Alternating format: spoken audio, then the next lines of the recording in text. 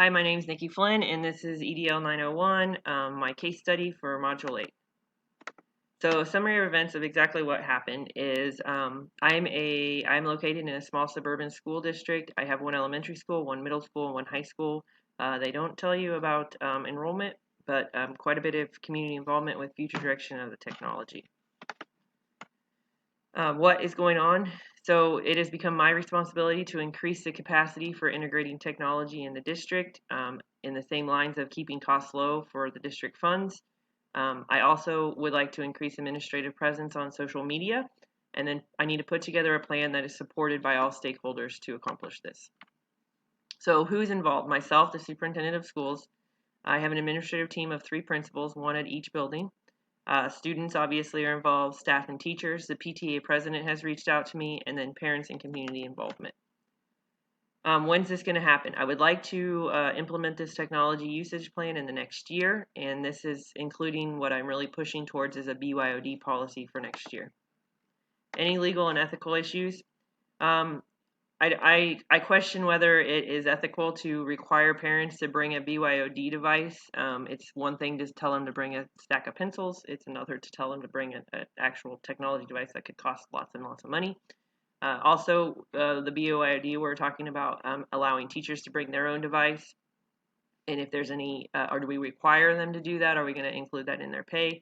Then the social media presence, there were some concerns by the administration of ethical issues and that getting into a feud or fight on questionable things that they post.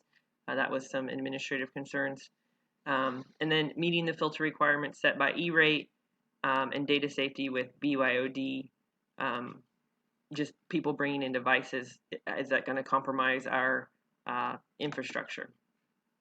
So in general, the superintendent has been tasked with increasing the integration of technology into the district and potentially using BYOD as a method to complete the task. So here's some facts. What I know about the people.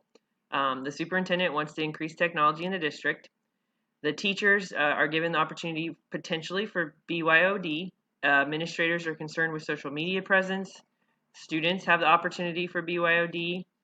And the PAT is concerned about having to purchase devices for all their students. So unknown, how teachers, students, parents feel about BYOD. The place, it's in a suburban school district with 3 schools. Infrastructure status of the district in terms of technology, we don't even know if that many computer devices can be withheld with our infrastructure currently in places. That also includes our internet capabilities. And switches and server capabilities. So what's the program that I'm trying to implement is a BYOD implementation, increased technology, and then administrative social media presence. Again, I don't know the infrastructure capabilities of the district. I don't know if teachers, parents, students would support a BYOD program, let alone just a one-to-one technology device, and then how many families can bring their BYOD. So I'm going to review the information. So could the BYOD program cause more damage to relationships with stakeholders, or will it be supported? Will the administration support the social media presence? Will they learn as a process, and how can it impact them in their position as administrators? Can parents provide a device to bring to school? Don't even know if they have enough. Do they have to purchase them? Will they feel comfortable allowing students to have their own devices? Are you going to give a kindergartner their own device to have all day long? Do you feel comfortable with that? And then what types of discipline issues will come for the additional technology in the hands of students? And then will the infrastructure support the increase in the devices? So here's some options. Option 1. Basically, we do not change the current technology climate in the district. We accept the technology that we already have in place. We continue with our day-to-day operations of the district.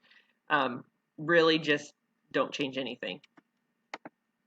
Option 2, we come up with an alternative plan for the district to consider. Such plans could include a phase-in attempt.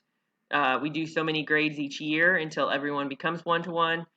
We give options for parents, such as a BYOD, purchase agreement through the school, or provide a device with a rental plan. And then option 3 is I move forward with a BYOD without any suggestions or adjustments. We require administration to implement social media without guidance or conversation. Basically, this is a hierarchy approach to demand initiatives and top-down initiative to just tell them what they're going to do and make them do it. So evaluate these options. So option 1 was basically do nothing. So if The goal is really to increase technology in the district. By doing nothing, this is not going to help. It would make you question if you are providing the skills and following the ISTE standards set by technology. If we're not doing anything and we don't have the technology now, are we even meeting these standards within technology? Option 2 was to adjust, give them some options and kind of do a phase-in attempt. This would be my choice out of the 3 options. I think giving parents an option for their students' technology needs is a great way to work with the stakeholders, getting the teachers involved and seeing how much technology they even want in their classroom. It would require district to put money in, but it would also give parents an options as well. And by putting money in by the district, it shows that you feel that this is very important. But it allows the BYOD, a purchase to payment, or a rental. And then option 3, evaluation, is this is the top-down approach. Just tell them we're going to do it and without anybody listening. This would be a strong statement as a superintendent to make it a directive, and I feel like you could get a lot of negative feedback from the stakeholders. This is an extreme change in the district, so feedback from the technology team, parents, teachers, and administrators would be essential.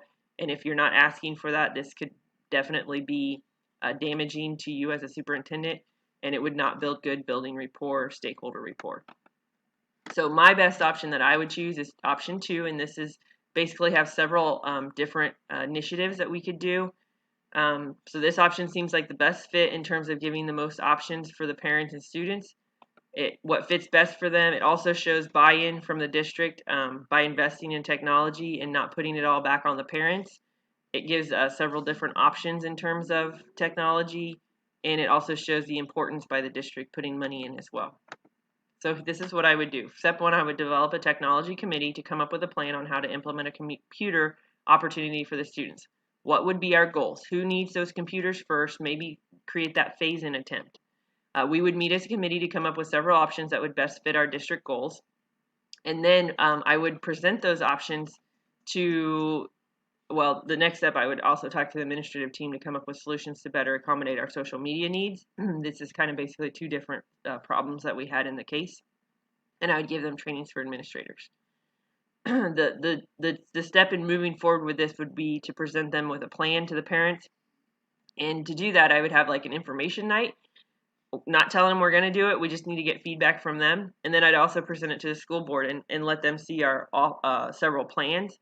From that feedback, we would then come back together as a group and create a final plan that we would present to parents and the school board that best fits our stakeholders in our district.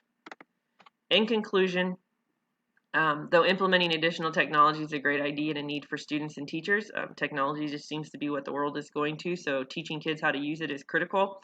But just rolling out a plan without feedback will not be successful in any option.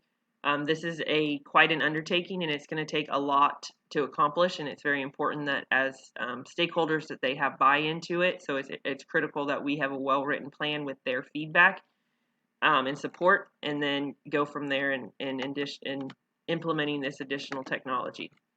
That's what I have. Thank you for listening to my case study.